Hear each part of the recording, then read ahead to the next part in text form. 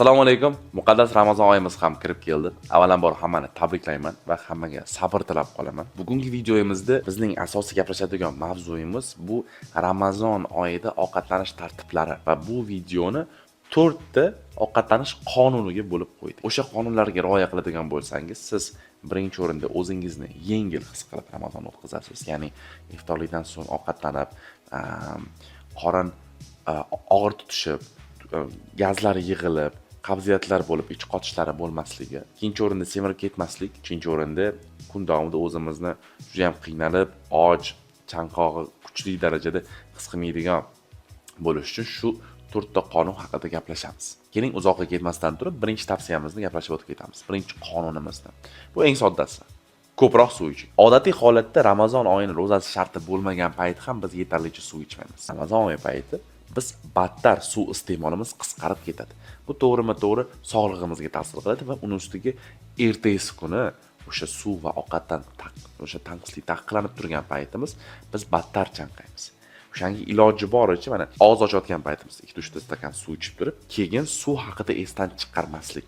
Keyin suv ovqat ichamiz, choy ichamiz, napitka ichishimiz mumkin, lekin baribir yana 2-3 ta 4 ta stakan suv ichib, saharlikda ham suv ichib, og'zimizni yopib ketishimiz mumkin. Shunda umumiy suv iste'molimiz ham kamida o'rtacha norma holatda bo'ladi. Endi murakkabroq qonunlarga o'tib ketamiz. Hammaga ham ilm darajasi yetmagan holda ahamiyat berilmagan qonunga o'tib ketamiz. Ikkinchi qonunimiz esa oqsil ko'proq yeyishga harakat qiling. Oqsil degan nimani nazarda tutamiz? Go'sht mahsulotlari, tuxum, sutli mahsulotlar, tvorog, sir va hokazo. Nimaga oqsilni ko'proq yeyishga harakat qilish kerak? Chunki bizning O'zbekiston region aytib o'tganimdek, suv misolidagi Ramazon oyi ro'zasi shartidan tashqari kunda ham odatiy holatda ham oqsilni yetarlicha iste'mol. Oqsil esa bizning immun tizimimizning fundamenti, o'zi tanamizdagi har bitta hujayra oqsildan iborat. Keyin ayollar uchun esa soch quvvati, tirnoq quvvati, ter sifati, bular hammasi to'g'rima-to'g'ri oqsil iste'molimizga taqalib keladi.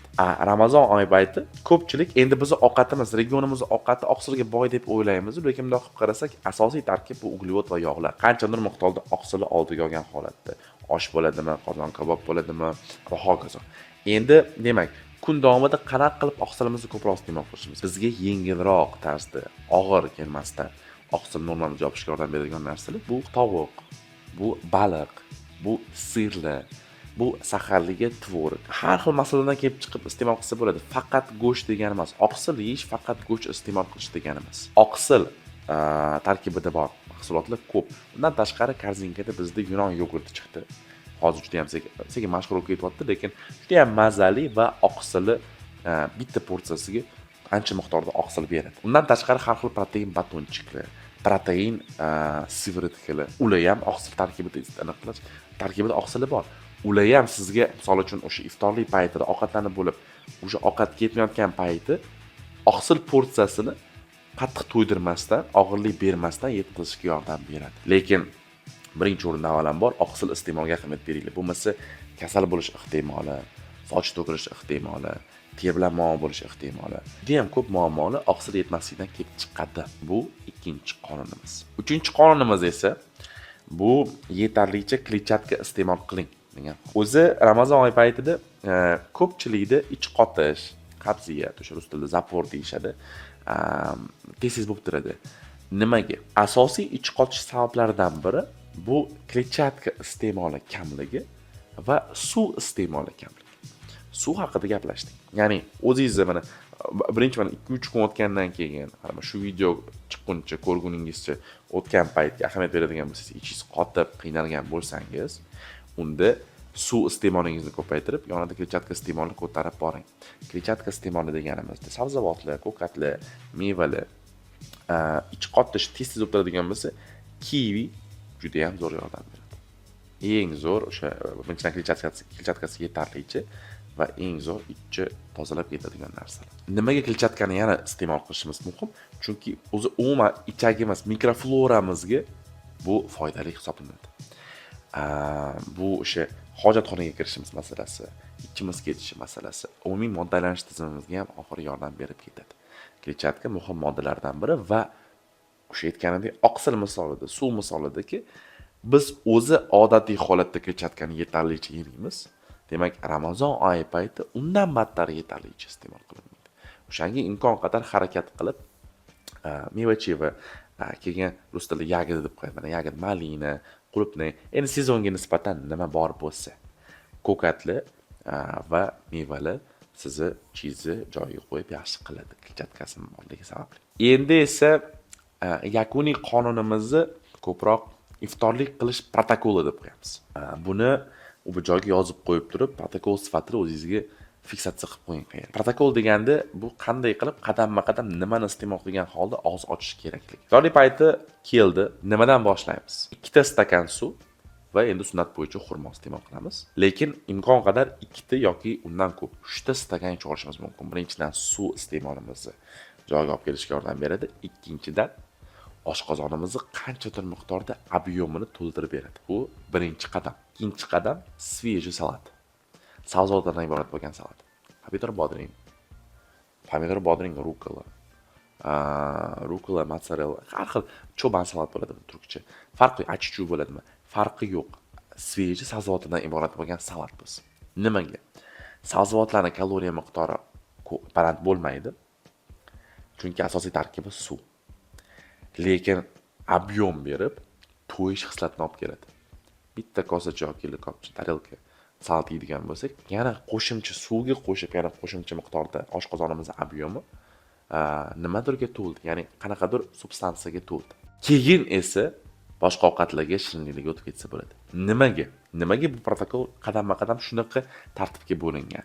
Chunki bizni qorin to'yishimiz hislati ovqatimizni kaloriyasi past-balandligidan emas yoki qanaqadir aniq mahsulotdan emas, balki ovqatimizni объемi, oshqozonimizning объемi qanchalik miqdorda to'lganiga taqalib keladi. Oshqozonimizning devorchalari ovqat sezadigan bo'lsa, qanaqadir substansiya объем sezadigan bo'lsa, qorin to'yish hislatini yuboradi. Mana yoz faslidagi tarvuz misolida. Tarvuzni bitta chorakini yeb qo'yadigan bo'lsak, qornimiz ancha to'lib, o'sha bo'kib ovqatlangandek bo'lamiz. Lekin kaloriya iste'molimiz yuqori bo'lmaydi. Demak, bu tavsiyaga qaytadigan bo'lsak, suv ichib, kaloriyasi 0, salat yeb, kaloriyasi uzoq bilan 30-40 chiqadi. Yoniga suv-ovqat, masta va qaynatma sho'rva bo'ladi, manpar bo'ladimi, farqi yo'q, mohora bo'ladimi? O'rtacha 350 kaloriya chiqadigan bo'lsa, 400 kaloriyaga qo'pol qilib aytganda biz kun davomida ko'zimiz och, nafsimiz och bo'lib turib, attiga 400 kaloriyaga mutlaqo to'lgandek bo'ldik. Endi o'sha kun davomida yig'ilib kelgan nafsimiz, och ko'zimiz rostlanib, sekin-sekin joyiga tushib, standart holatga qaytganidan keyin, chunki ovqatlanish mumkin, ovqatlanib olib oshqozon объемi ham to'ldi. Keyin biz kun davomida xohlagan ovqatlarimizga o'tib ketishimiz mumkin. Nimaga aynan o'sha bu protokoldan keyin? Chunki katta miqdorda iste'mol qilib qo'yish ehtimoli pasayadi. Chunki kun davomida biz nima qilamiz? Osh hidini sezamiz, ko'chada yurgan payt, shashlikning hidini sezib qolamiz. Instagramda kimdir chiqib keladi, mashinasiga o'tirib olib turib, ovqatni to'xtamasdan tiqib 10-15 ta porsiyalab. Keyin biz ham yegimiz kelib, kechki paytga mana shu narsalarni yeb olaman deb kutib turamiz. Va keyin o'sha sabr qilib yegimiz kelib ketadi. Lekin shu protokoldan so'ng o'sha kun davomida xohlagan, istagan, rejalashtirgan ovqatingizni yeydigan bo'lsangiz, uni ko'p miqdorda yeb qo'yib, kaloriya iste'molimizni ham osmonga uchirib olib, og'irlik his qilishimiz ehtimoli ham pasayadi. Endi buni tushundingiz degan umiddaman. Bu protokolni yozib oling. Bu 4 ta asosiy Ramazon oyida ishlash kerak bo'lgan qonunlar va yana bitta layfhack qo'shib ketaman bonus sifatida bu video uchun. Saharlikka tvorog yaxshi ko'radigan bo'lsangiz, tvorog yeb turish. Nimaga? Chunki tvorog kazein oqsili, tarkibida kazein oqsili borligi sababli sizni uzoq muddatga to'q ushlab turadi.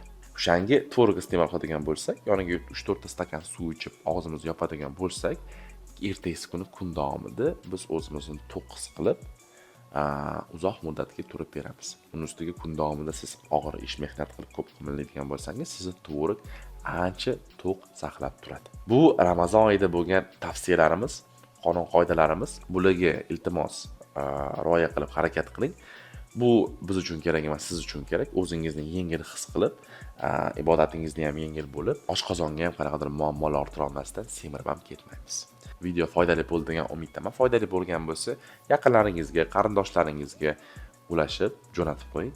Biz esa ko'rishguncha